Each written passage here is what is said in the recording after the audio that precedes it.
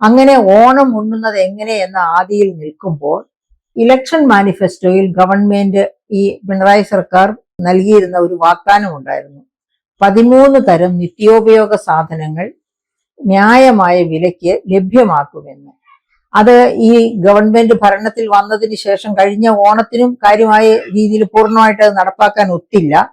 കുറച്ച് ഉൽപ്പന്നങ്ങളെ കഴിഞ്ഞ ഓണത്തിന് ന്യായവിലയ്ക്ക് ലഭ്യമാക്കിയുള്ളൂ. പക്ഷെ ഈ ഓണത്തിന് ഒട്ടുമിക്ക ഈ പറയപ്പെട്ട 13 ഉൽപ്പന്നങ്ങൾ ന്യായവിലയ്ക്ക് ലഭ്യമാക്കാൻ ഗവൺമെന്റ് ശ്രമിച്ചു.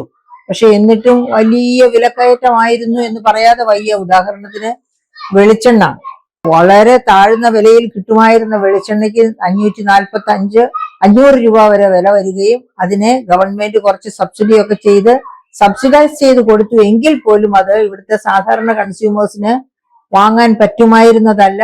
അതുകൊണ്ട് തന്നെ ഈ കഴിഞ്ഞ ഓണത്തിന് മായം ചേർന്ന എണ്ണ ധാരാളമായിട്ട് പിടിച്ചെടുക്കപ്പെട്ടു. നമ്മളത് കേട്ടു.